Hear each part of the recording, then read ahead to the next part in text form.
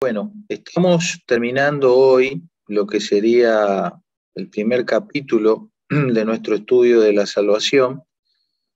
Hemos recorrido muy por arriba algunos aspectos que tienen que ver con las características de Dios, los atributos propios de Dios, ¿sí?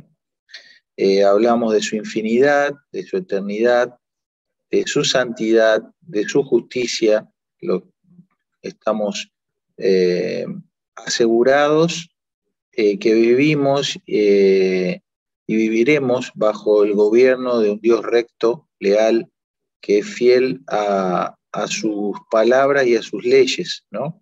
Y hablamos de un Dios que juzga en el sentido de gobierno, pero también en el sentido de liberación, ¿sí? Hay dos palabras en el hebreo que nos hablan de un Dios que es el juez, eh, haciendo un énfasis una en la persona que dicta un veredicto, pero otra palabra que nos va presentando a Dios como el mediador, como el intercesor. Bueno, hablamos el domingo algo también acerca de la justicia, que es esta palabra tadak, que tiene que ver con el ser o el hacer en rectitud, ser derecho, moralmente derecho. Dios es un Dios justo bien por esto, ¿no? Por su rectitud. Nos dedicamos bastante a hablar de la inmutabilidad y la fidelidad y la verdad de Dios, tres palabras bastante diferentes en castellano, pero que en hebreo todas ellas tienen una misma raíz, un mismo vocablo, base, madre, que es la palabra emet, también se traduce amán. Esta sería la palabra raíz, ¿sí? Estas tres consonantes, la apóstrofe, la M y la N, de donde surgen un montón de palabras que en castellano se pueden traducir como estabilidad, verdad, confiabilidad, fidelidad. También la palabra creer está vinculado con esto. Entonces ya se dan cuenta que la idea de creer no es simplemente una mentalidad que yo tengo, una idea positiva que surge en mi mente, sino que nuestra creencia tiene que estar fundamentada en la verdad y en la fidelidad de Dios. Luego avanzaremos sobre esto para ver que finalmente nosotros no es que creemos lo que nos parece. Ese tipo de creencia, bueno, existe, yo puedo creer en cualquier cosa, puedo creer en los Reyes Magos o en el ratón Pérez, pero ese tipo de creencia no es efectiva en los términos de la salvación. La creencia que impacta en generar en mí la obra salvadora de Cristo es la creencia que se fundamenta en las verdades y en la fidelidad de Dios, ¿sí? Que es un poco lo que nos contó Cintia hace un ratito, ¿no? Como ella tenía un sistema de creencias, por circunstancias externas eso se desmoronó, se quedó sin la estabilidad, sin la inmutabilidad de Dios, porque claro, sus creencias no eran inmutables, venían de un sistema religioso, filosófico X. Entonces, cuando tuvo acceso a las verdades inmutables de Dios, a la fidelidad de Dios, a los méritos de Cristo, etcétera, entonces pudo experimentar una fe, una creencia efectiva para salvarla, ¿no es cierto? Bien, y vimos cómo también esta palabra se puede traducir como ayo, aya. Ayo es la institutriz, ¿no? La nodriza, aquí también figura nodriza, y hay una relación entre la fidelidad y la educación. En castellano suena muy distinto, porque vos decís, ¿qué relación hay entre alguien que es fiel y alguien que educa? ¿Qué tiene que ver la fe o mi creencia con la educación? Tiene que ver, porque yo no puedo creer en Dios o creerle a Dios a partir de la ignorancia de lo que Dios es. No puedo creerle a Dios en una creencia efectiva si no soy enseñado en esas verdades, porque voy a terminar creyendo en cualquier cosa. Entonces, hay un vínculo entre que Dios sea estable, inmutable, fiel y verdadero, un vínculo entre eso, un vínculo entre creer en eso o creerle a eso, y un vínculo entre ser educado o instruido por Dios en todas esas cosas. Es un solo paquete. Insisto, en castellano nos resultan cosas muy distintas. Pero les voy a poner un ejemplo. Ustedes conocen, todos lo hemos sufrido porque te llaman por teléfono constantemente. Hay una actividad que tienen, que es muy común en las compañías telefónicas, que se llama la fidelización del cliente. ¿Sí? ¿Qué es la fidelización del cliente? Vos estás, por ejemplo, en la compañía personal, ¿no? Y estás pensando en cambiarte a Movistar, ¿no? Entonces, por cuestiones mágicas, esotéricas, te empieza a llamar la gente de personal, ¿no? Porque ellos, bueno, tienen forma de saber si vos estás planeando hacer algún cambio de compañía. ¿Y para qué te llama la gente de personal? Para que vos te mantengas fiel, te mantengas siendo un fiel seguidor de la empresa personal, ¿no? Que no lo abandones, que sigas creyendo en ellos. Pero para que vos te mantengas en personal, que seas un cliente fiel, ¿qué necesitas? Necesitas primero conocer las bondades que tiene estar ahí en personal, necesitas ser instruido en eso, y necesitas tener un convencimiento de que esa empresa es la mejor para tu vida, ¿no es cierto? Entonces, al final del recorrido, si vos te quedás en personal, te vas a quedar, ¿por qué? Porque personal, la compañía de teléfono personal fue la más, es la expresión de lo mejor para ti, por eso estás ahí. Para que se produzca ese proceso, te llama la señorita, ¿viste? Y te cuenta todo lo bueno que hay en personal, que tenés más minutos libres, que te reconoce más los gigas, te habla de la otra compañía, te dice, mire que Movistar no tiene cobertura en tal lado, ¿no? Entonces, ese es un ejemplo cotidiano donde vemos este enlace entre lo que alguien es, en este caso la compañía de trabajo, cómo te transmite o te comunica lo que esa compañía es, cómo vos sos educado en eso y cómo vos le expresás la fidelidad a lo que esa compañía es y cómo le expresás, quedándote en esa compañía. ¿Sí? Bueno, salvando todas las distancias, eso es lo que Dios hace con nosotros. Lo que Dios es, su estabilidad, su verdad, su inmutabilidad, su gracia y demás, nos la comunica a nosotros, nos enseña como una nodriza que nos enseña a andar, y en ese fenómeno uno manifiesta la fe, la creencia, como buscando al Señor o quedándose o reconociéndolo como el Salvador. ¿Te das cuenta? Entonces está todo fusionado en esa experiencia. Bueno, ya volveremos a eso cuando hablemos del acto de fe del creyente. Nos quedamos en evaluar, trabajar un poquito más el concepto de bondad. La Biblia dice que Dios es bueno y dijimos que la bondad de Dios se manifiesta en 4 conceptos que hoy vamos a ver: el amor, la misericordia, la benevolencia y la gracia.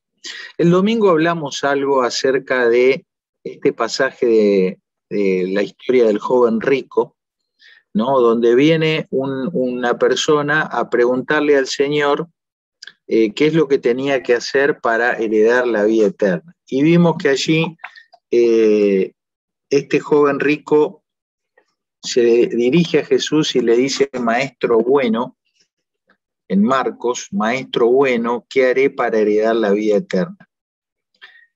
La respuesta de Jesús es: ¿por qué me llamas bueno? Ninguno hay bueno sino solo uno, Dios. Vimos que en esta redacción, en esta forma de expresarlo, quedaría como una cosa medio rara que Jesús no se haga cargo de esa bondad que le reconoció el joven rico, ¿no es cierto? Es como que Jesús dijera, bueno, no, mirá, no sé, bueno, solamente Dios, yo no sé por qué me decís así. No tiene mucho sentido que hubiese sido allí, porque Jesús mismo, reconociéndose, autoproclamándose como el Hijo de Dios, como Dios mismo, en otros momentos él dijo: el que me ha visto a mí ha visto al Padre. Obviamente no podía sacarse de encima el reconocimiento que este hombre le estaba dando. Vimos también que en las traducciones de la Biblia, desde los manuscritos y de las copias antiguas en griego hasta lo que es una edición en el castellano, hay todo un proceso donde no solamente está la traducción, sino que está la redacción, el orden sintáctico, el uso de los puntos, de las comas, y eso puede generar variantes o variaciones que nosotros, bueno, en un estudio pormenorizado las tenemos que distinguir. Por ejemplo, vemos como en Mateo, que cuenta el mismo relato, la traducción nos ofrece otra forma de ordenar la sintaxis. Fíjense, dice: maestro, bueno, ¿qué haré para heredar la vida eterna? E hicimos énfasis en el lugar donde va la coma, ¿sí? Observen: maestro bueno, perdón, se me fue a cualquier lado. Maestro bueno, coma, ¿qué haré para heredar la vida eterna?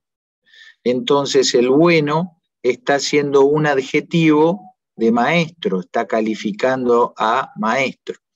En cambio, si yo digo maestro, coma, bueno, ¿qué haré? Este bueno está relacionado con la acción que hay que hacer, ¿sí? Aquí está Bebi, que por ahí nos puede, si querés, Bebi, hacer algún comentario de esto, del lugar de la coma y qué va significando el bueno acá y el bueno acá. No sé si te agarré desprevenida. Un poco. En el primero, maestro bueno es un adjetivo, ¿no?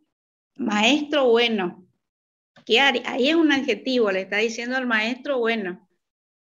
Y en lo otro es un sustantivo abstracto, me parece. Exactamente, esa era la palabra que yo quería encontrar en mi cabeza, pero no aparecía. Vos mirá que tengo cabeza grande y por eso se ve que se perdió ahí adentro. Acá es un sustantivo abstracto. Recuerdan, los sustantivos concretos son las cosas que podemos tocar, y el bueno acá es un sustantivo abstracto que habla de la bondad, ¿sí? Habla de la bondad. Y esto lo vemos claramente en la versión cuando dice: ¿por qué me dices acerca de lo bueno? ¿O por qué me hablas de lo bueno? ¿Sí? Lo bueno, es decir, de la bondad. Claro, el joven rico no es que estaba elogiando que Jesús era bueno, sino que él quería saber qué cosas de la bondad él tenía que poner en práctica para juntar méritos y poder ganarse la vida eterna, ¿sí? Porque esa era la visión de una salvación por mérito o por obra que se tenía en el judaísmo, sobre todo para salir de ese estado intermedio. ¿Se acuerdan que hablaron? Una figura que habíamos hablado, una figura similar a lo que hoy se conoce como el purgatorio. Ellos tenían un concepto así. Entonces Jesús le dice: ¿por qué me dices acerca de lo bueno? Es decir, ¿por qué me preguntás acerca de la bondad si no hay ninguno bueno sino solo Dios? Es decir, la bondad propiamente dicha es una virtud, es una competencia, es una cualidad, es algo que le pertenece solo a Dios. Entonces, como diciéndole, flaco, al cohete te voy a explicar porque no te va a dar el cuero, eso le pertenece solo a Dios, ¿sí? Y acá vemos en estos recortes que ya mostré también el domingo, son materiales de estudio que hoy tenemos en acceso, donde podemos tener el texto en griego y abajo una traducción simultánea palabra por palabra, ¿sí? Por supuesto que en esta traducción se pierde un poco la redacción. Fíjense que suena medio como si estuvieran hablando un robot, ¿no? Y cuando salía él al camino, corriendo a él uno y arrodillándose ante él, preguntábale. Nosotros no decimos así, nosotros decimos le preguntaba o le preguntó, pero acá está traducido palabra a palabra sin alterar la redacción, o sea, está redactado en griego y él solamente nos traduce la palabra. Fíjate cómo en Marcos está maestro bueno, ¿qué haría para vida eterna heredar? Y la otra versión que vimos, la de Mateo, y aquí uno acercándosele, dijo, maestro, ¿qué cosa buena debo hacer para que tenga vida eterna? Mas él díjole, ¿por qué me preguntas acerca de lo bueno? ¿Ven? Acá aparece claramente esta otra palabrita acerca de lo bueno, con lo cual ya no hablamos de una cualidad, sino hablamos de ese sustantivo abstracto, ¿sí? Y fíjate cómo lo dice en griego, uno es el bueno. Sí, hay una sola persona que es buena, que posee la bondad, y ese es Dios, ¿sí? Muy bien, entonces lo bueno o la bondad propiamente dicha es una virtud exclusiva de Dios, ¿sí? Cualquier cosa que quieran aportar, comentar, preguntar, porfa, habiliten el micrófono y participen, ¿sí? Yo no les estoy viendo las caritas. Si escriben algo en el chat, creo que me va a saltar acá.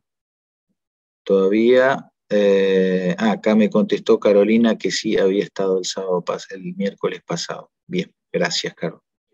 Bueno, en cuanto al amor, la verdad que estuve indagando bastante porque es un término que la conclusión que saqué después de leer varias cosas es que es un término que nosotros lo entendemos mucho en función de nuestra cultura, ¿sí? Como que lo que es el amor se va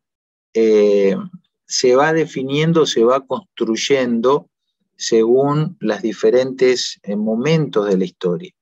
Y me recuerdo de un libro que he leído hace un tiempo que se llamaba Los 5 lenguajes del amor, que habla un poquito de cómo también cada uno de nosotros va entendiendo y va experimentando el amor a la hora de dar amor o de recibir amor de manera diferente, ¿sí? En casa, por ejemplo, si a alguien de los chicos a veces, ¿no?, en el momento de enojo le pueden llegar a decir a Cecilia, no, pero vos no me amás, la respuesta de Cecilia va a ser, ¿cómo que no te amo? Si te ayudé con los deberes, te compré los elementos de acá, te llevé a pasear. ¿Por qué? Porque en la mentalidad de Cecilia el amor está muy vinculado a los actos de servicio y a dar cosas, ¿sí? Regalos, no cosas caras, pero no sé, un lapicito, y sobre todo al estar haciendo cosas para el otro. Esa es la forma en la cual Cecilia más decodifica el amor. Sin embargo, puede ser que, por ejemplo, para Sofía, ella experimenta el amor de la madre no si le compra cosas o si le hace algo, sino más bien si están juntas un tiempo y Cecilia le presta atención. Entonces, ¿qué puede pasar ahí? Que Sofía no se sienta amada por la madre, si es que Cecilia está haciendo cosas para ella, pero no está prestándole atención. Entonces, como que hablen dos lenguajes diferentes. Es ahí la importancia de poder capacitarnos, decir, bueno, ¿cuáles serían los lenguajes básicos que los seres humanos intercambiamos para decodificar el amor? Entender cuál es el mío, cuál es el de las personas cercanas a mí para poder traducirnos mutuamente, ¿no? Entonces, esos fenómenos en relación al amor no son de ahora, son de toda la vida, con lo cual se hace un poco difícil definir qué es el amor de Dios, ¿no? ¿Cómo definirlo? Entonces aquí anoté algunas cosas, ¿sí? En primer lugar, vemos que en la Biblia hay un énfasis especial en el amor de Dios. ¿Por qué? Porque dice la Biblia que no es algo que solo Él hace o tiene, sino que es su esencia. La Biblia nos dice claramente que Dios es amor, ¿sí? Dios es amor. La palabra hebrea para amor hay varias, pero una que quiero traer ahora es la palabra ahab. Dice, tal es la característica especial del verbo ahab en hebreo, es decir, amar, el cual no solamente describe una acción, sino que también describe un estado interno del sujeto que realiza la acción de amor, de amar. El amor de Dios significa que Él está enamorado y acciona con amor hacia los objetos de ese amor, es decir, hacia nosotros.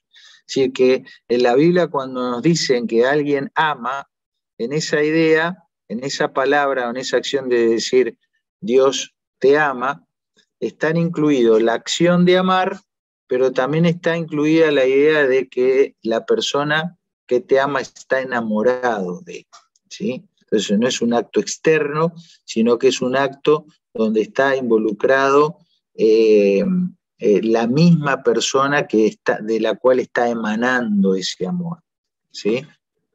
Me pareció lindo ese concepto. Desde este punto de vista, el significado primario de ahab, amar, no está relacionado con un nombre, con un sustantivo, el amor, así como una cosa grande que cada uno puede describir como quiera, sino que se hace referencia a su cualidad verbal, que, como se dijo antes, denota estado o acción. En resumen, el amor de Dios en torno a esta palabra en el Antiguo Testamento está vinculado, al ser un verbo, primariamente está vinculado con acciones y con el estado de Dios. Dios es un Dios enamorado que actúa amorosamente, ¿sí? ¿Cómo se describe ese amor? No hay una definición bíblica, pero sí hay un marco en el cual Dios se maneja. ¿Cómo se maneja Dios? Siendo en esencia amor, estando enamorado y actuando.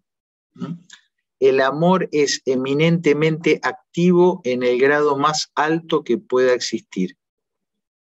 También nos hace pensar que el amor se traduce más como un conjunto de actitudes cuyo valor se desprende del que lo produce. Es decir, el amor de Dios es un motor. ¿Y qué produce ese motor?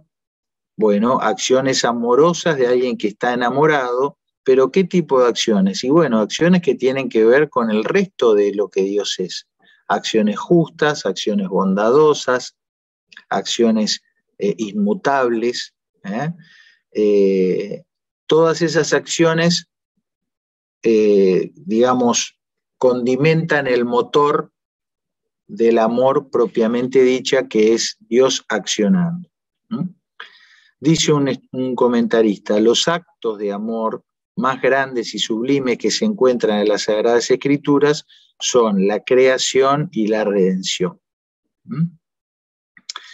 Luego dijimos que 1 Corintios nos va contando lo que el amor hace, porque ya dijimos, el amor básicamente es un verbo, aparece en la Biblia como verbo. Lo que Dios hace cuando ama, Eso es lo que nos cuenta, y es así como podemos conocer lo que el amor de Dios es o significa. No necesitamos una definición romántica o de poesía, sino necesitamos ver las acciones amorosas de Dios para entender lo que es para Dios el amor. Cómo Dios decodifica esa experiencia de amar. Otra definición dice que amar se relaciona etimológicamente, o sea, las palabras están muy vinculadas con la palabra dar. Por eso, cuando se ama, se entrega o se da, y esto genera una conexión entre el que da y el que recibe.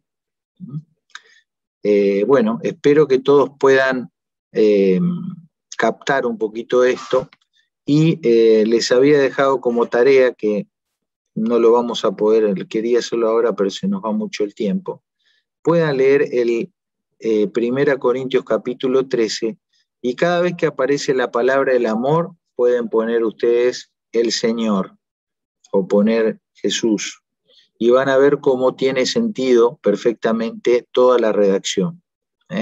¿Por qué? Porque son acciones concretas que describen el carácter del Señor. Otra cosa importante del amor de Dios es que tiene un carácter unidireccional. ¿Qué significa? Que la fuente de donde nace, de donde emana, es Dios mismo. Y de ahí viene a nosotros. La Biblia dice claramente que nosotros le amamos a Él. ¿Por qué? Porque Él nos amó primero. Entonces no hay en el ser humano una vertiente natural de amor hacia Dios. No nos sale eso, ¿sí?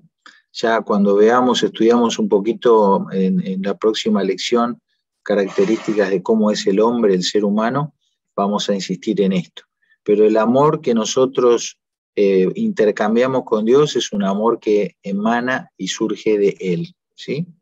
La Biblia dice claramente que en esto se mostró el amor de Dios para con nosotros, y acá vemos el acto de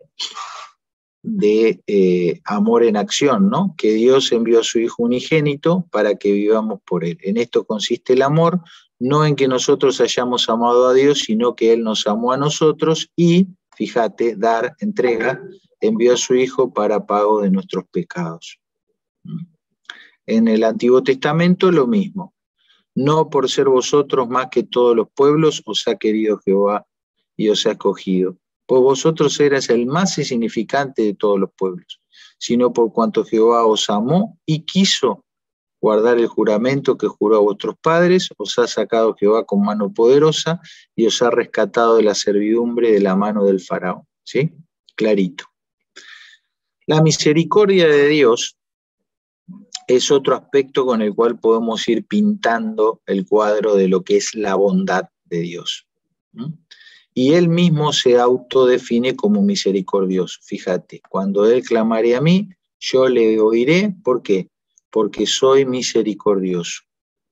La misericordia es la bondad manifiesta hacia aquellos que pueden estar tristes o angustiados, dice una definición. Lo pone como sinónimo de compasión. Pero dice que la misericordia no es una deuda que Dios tiene con nosotros, sino que es una expresión de su voluntad. Es decir, que Él nos tiene misericordia porque Él quiere y no porque esté obligado a hacerlo. ¿Sí? Se destaca el carácter compasivo de Dios, y el énfasis de este aspecto de la actitud de Dios hacia el hombre tiene que ver con la condición mísera e impotente en que se encuentra. Es decir, que la misericordia de Dios se deja ver a partir de nuestra condición de debilidad, de miseria, de caída. Ahí es cuando podemos decir, bueno, Dios tuvo misericordia de mí. Y hay la palabra hebrea que habla de misericordia, fíjense la metáfora que tiene, ¿no? La palabra misericordia, Hanán, en hebreo, ¿saben qué significa? Significa doblar o inclinarse en bondad hacia un inferior. ¿Sí? Entonces, si vos, no sé, vas caminando y te agachás en la calle para acariciar a un perrito, eso sería Hanán, ¿entendés? Porque estás haciendo un acto que implica que vos bajes, ¿viste? Físicamente bajes, te tengas que doblar o inclinar. Metafóricamente eso es lo que Dios hace con nosotros cuando nos tiene misericordia, como que se dobla o se inclina, no en señal de reverencia, sino incluso hasta el acto máximo, ¿no?, de inclinación, de doblarse que él tuvo, que fue humillándose en la persona de Jesucristo para morir en la cruz, y de esa manera llegar a acceder a nosotros que estamos en una condición inferior. También puede significar favorecer o conceder. Cuando Dios responde nuestras oraciones, nos ayuda en algo, nos está teniendo Hanán, nos está teniendo misericordia. Es un favor que Él nos hace, ¿sí? A menudo inesperado o inmerecido. También esta palabra puede significar generosidad o regalo del corazón, ¿sí? Hermoso, ¿no es cierto?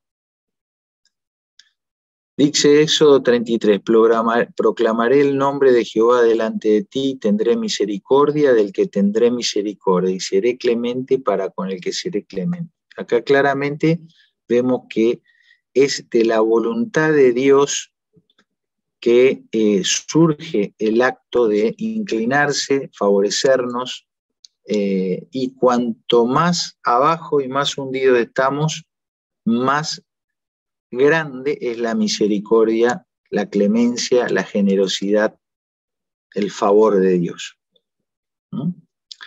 Fíjate cómo lo describe el apóstol Pablo cuando habla de la obra de Cristo.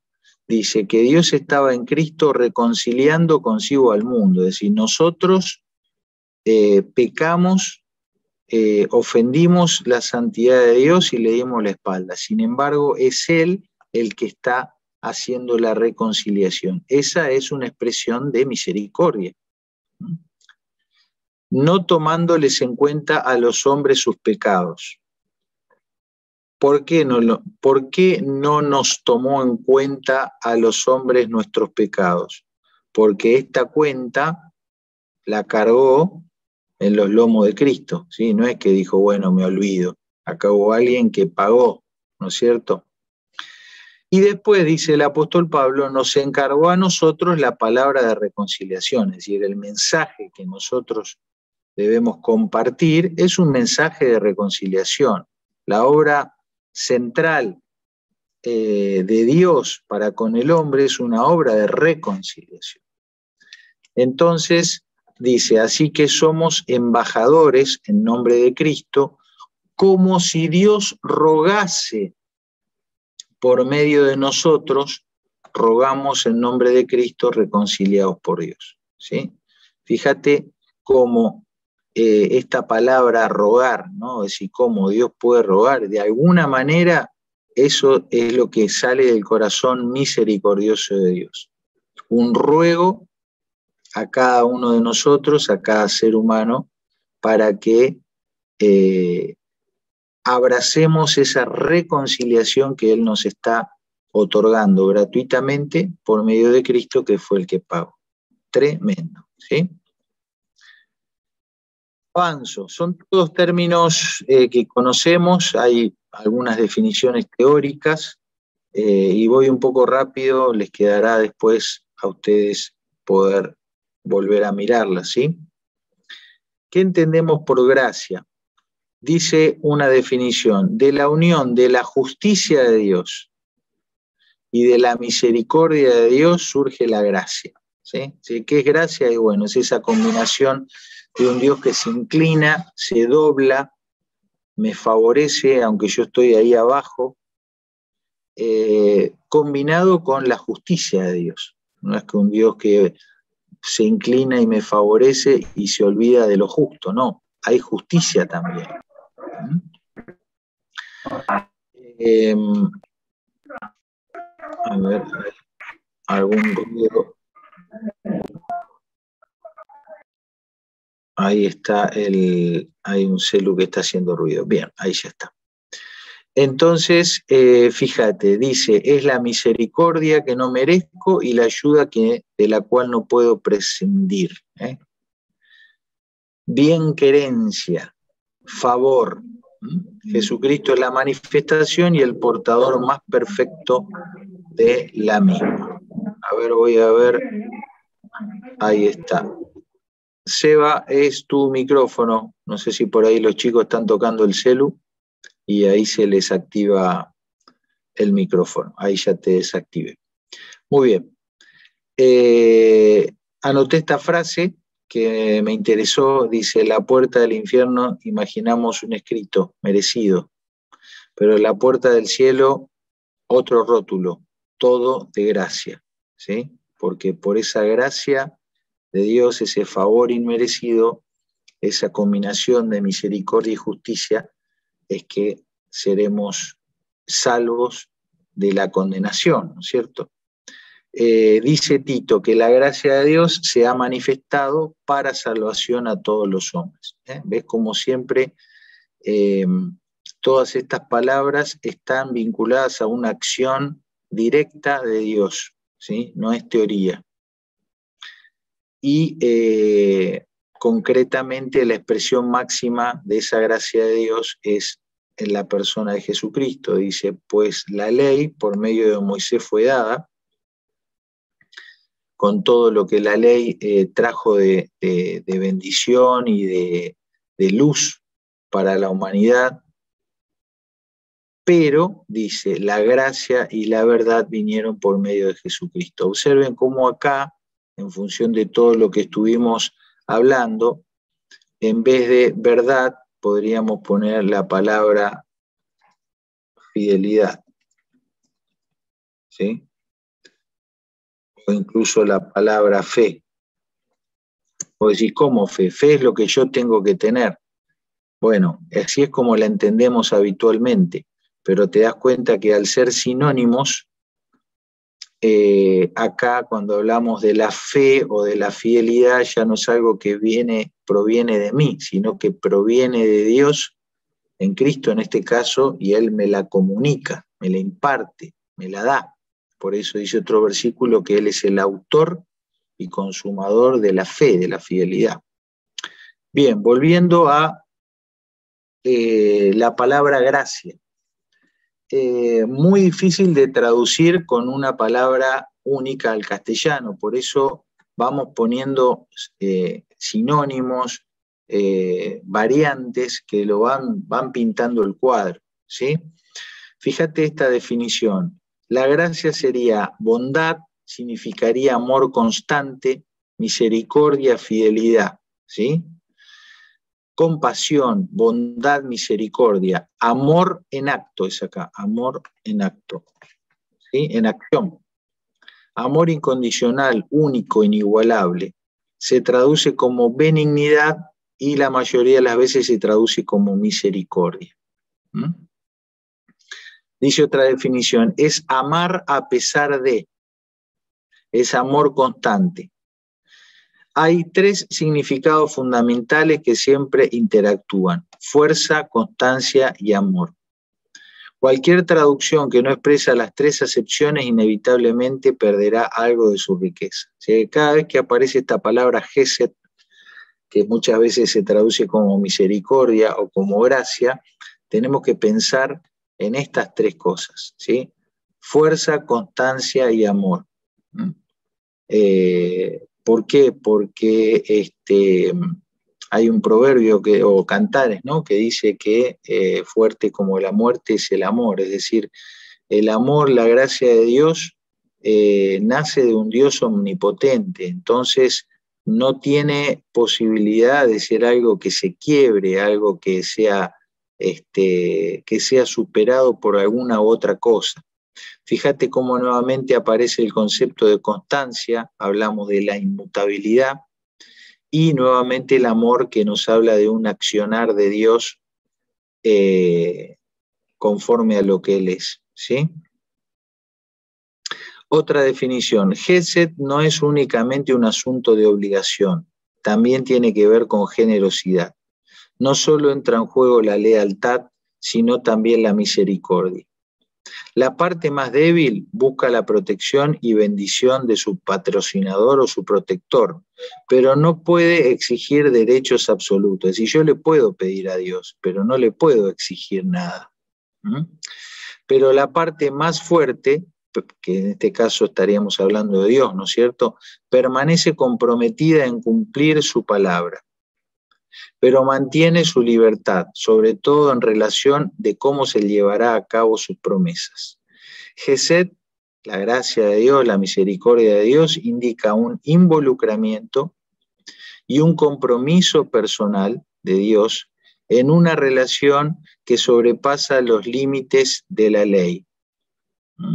Entonces, Dios, que tiene la libertad de actuar como Él quiera, por su gracia y por su misericordia se involucra, se compromete, y aunque no tiene obligaciones con nosotros, ni nosotros estamos en condiciones de exigirle nada, sin embargo, Él, con su inmutabilidad, con su compromiso a cumplir sus promesas, con su amor en esencia, con su fortaleza, con su bondad, actúa con todos los medios necesarios para que nosotros podamos experimentar esa reconciliación con Él por medio de Cristo, y habiendo sido reconciliados, que podamos vivir una vida conforme a sus mandamientos, ¿sí? Dios también está involucrado y comprometido en asistirnos en todo lo que necesitemos para vivir una vida de obediencia, una vida conforme a sus mandamientos.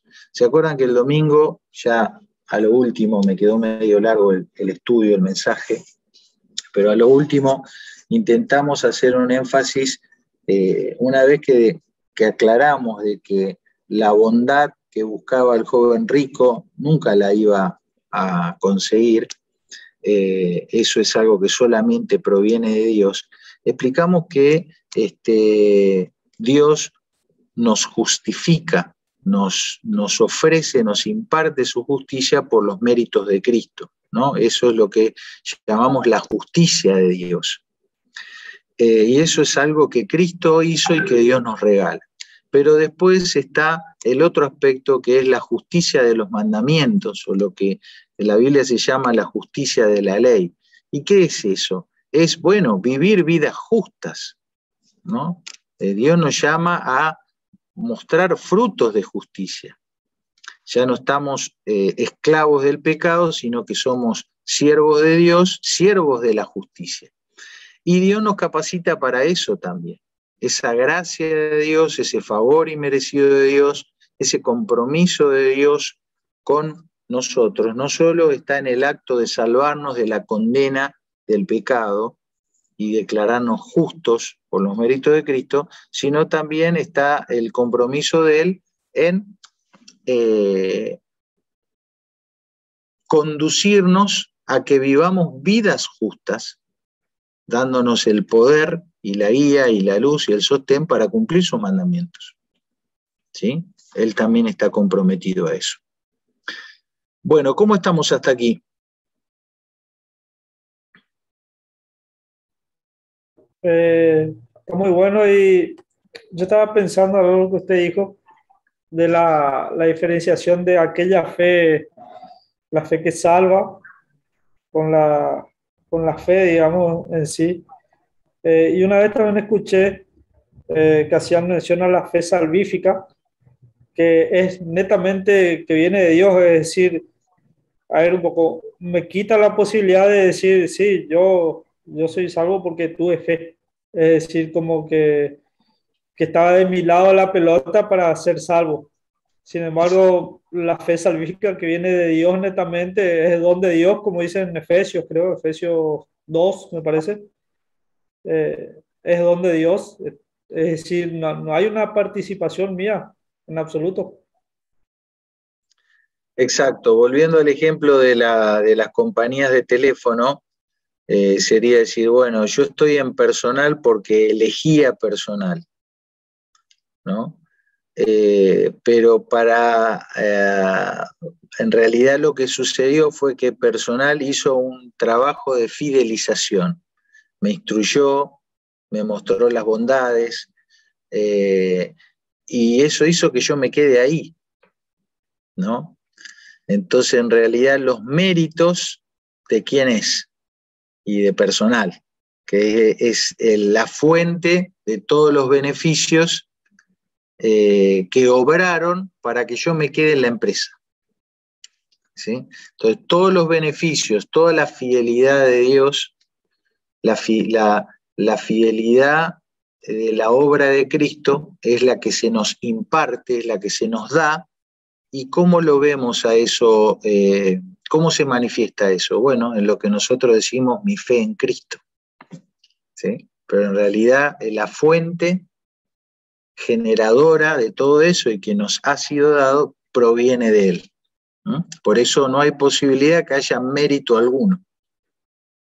Simplemente estoy ahí y lo que yo digo, tengo fe, en realidad es un reflejo de la fidelidad de Cristo obrada en mí, ¿sí? Muy bien, bueno, estamos casi en hora. Quiero, como para poder cerrar este capítulo, mencionar los últimos 3 atributos que son más familiares a nosotros. Sin embargo, el último que les voy a tirar, les voy a dejar la bombita ahí y me voy, y arréglense como puedan. No, después les voy a pasar unos videitos para que miren, y es un tema que vamos a volver a tocar, ¿sí? Cuando hablemos de lo que es la elección divina, la predestinación y demás. Los tres atributos que quedarían mencionar someramente es la omnipresencia, que nos va diciendo que la presencia de Dios existe en todo lugar, en todo tiempo, ¿sí? Lo dice así el salmista: ¿a dónde me iré de tu espíritu? ¿A dónde oiré de tu presencia? Si subiera a los cielos, allí estás tú. Si en el Seol hiciera mi estrado, he aquí, allí tú estás, ¿sí? Como usando metafóricamente 2 lugares antagónicos, ¿no? Lo más arriba y lo más abajo. La omnipotencia de Dios, habitualmente decimos que Dios es omnipotente porque puede hacer cualquier cosa, tiene poder para hacer cualquier cosa. Esa definición exige una aclaración. Que Dios pueda hacer, que no tenga límites, no significa que Él pueda hacer cualquier cosa. ¿Por qué? Porque Él no puede hacer nada que vaya en contra de su carácter o de su esencia. Por ejemplo, Dios no puede hacer nada pecaminoso, Dios no puede hacer nada malo. ¿Eso significa que no es omnipotente? No. Finalmente, omnipotencia es una definición teórica. Nosotros decimos que Dios es todopoderoso para obrar ¿en qué? En aquellas cosas de acuerdo a su esencia y a su carácter y a su voluntad. Finalmente, si Dios hiciera algo pecaminoso, sería algo ilógico, sería algo imposible, así como sería imposible que exista un soltero casado o un círculo cuadrado. Son cosas que pertenecen a la ilógica, ¿sí? A la incoherencia total. Entonces, la omnipotencia de Dios significa que Dios es poderoso para hacer todo aquello conforme a su voluntad. Y acá podríamos poner a su voluntad y a su naturaleza, o carácter, o esencia, ¿sí? Cualquier cosa que no sea de su carácter y de su esencia es algo que es una imposibilidad lógica. Lo pecaminoso es imposible que Dios lo haga. Hay un versículo que dice que es imposible que Dios mienta. Clarísimo. Y tampoco puede hacer cosas lógicas. Y yo no le puedo pedir a Dios que haga un círculo cuadrado. porque es una contradicción lógica. Ni tampoco le puedo pedir a Dios que haga una piedra más pesada que su propia fuerza. Hago esta aclaración porque son cosas tontas que por ahí gente dice, ¿no? Buscando desprestigiar el concepto que nosotros tenemos de Dios. Nosotros creemos en un Dios lógico, coherente, y no en un Dios estúpido, ¿no? Entonces, estupideces no va a ser y no le podemos pedir esas cosas, ¿sí? Dice Job, yo conozco que todo lo puedes y que no hay pensamiento que se esconda de ti. Se le apareció Jehová y le dijo, yo soy el Dios Todopoderoso. Claro, más claro que el agua. En cuanto a la omnisciencia, esto tiene que ver con el conocimiento de Dios, ¿no? Omnisciencia, podríamos decir, un Dios que todo lo conoce. Y aquí vamos a distinguir tres conceptos que no se preocupen, los vamos a volver a tocar, pero quiero cerrar este capítulo para avanzar con nuestra serie, ¿no es cierto? ¿Qué es lo que Dios conoce? Bueno, podríamos clasificar, y repito, estos son clasificaciones desde el punto de vista teórico. La Biblia no te habla, así como en ningún lado la Biblia dice omnipresencia, solamente te dice que no podemos huir de la presencia de Dios, entonces inventó una definición omnipresencia. ¿Qué dice la Biblia acerca de lo que Dios conoce? Bueno, vamos a ver, a clasificar el conocimiento de Dios en tres aspectos. Lo que se llama el conocimiento natural, es decir, Dios conoce todas las verdades y los hechos. En pocas palabras, Dios conoce todo. Eso es el conocimiento natural. Para Dios es natural conocer todo. Ahora vamos a ver algo más.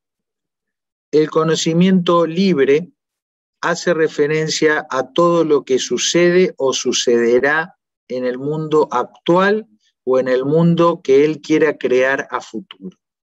Es decir, todo lo que está sucediendo ahora en el mundo actual, en cada átomo de este mundo, eso pertenece al conocimiento libre de Dios. Y también ya está en el conocimiento de Dios el mundo que Él va a crear en el futuro. ¿Sí? ¿Cómo el mundo que va a crear? ¿A qué nos referimos con mundo? Nos referimos a todas las cosas, las circunstancias que se dan en este planeta y en el universo. ¿Sí? Entonces, mañana va a llover. Bueno, si Él quiere que mañana llueva, Él hoy ya sabe que mañana va a llover. ¿Sí? Y acá viene lo que es un poquito más complejo de entender. Se define el conocimiento medio. ¿A qué? Voy a poner esto así, a todo lo que sucedería. Es decir, el conocimiento es libre, es lo que sucede y lo que sucederá mañana. Pero, por ejemplo, si mañana llueve, eso es lo que va a suceder. ¿Qué es lo que no va a suceder mañana? Que salga el sol. O llueve o sale el sol. En un mismo minuto, ¿no? Mañana a las 3 de la tarde. ¿Hay tormenta y llueve? Sí, bueno, eso es lo que sucederá, es el conocimiento libre de Dios. Pero ¿y si mañana no llueve y sale el sol? ¿Podría suceder eso hipotéticamente en un mundo posible?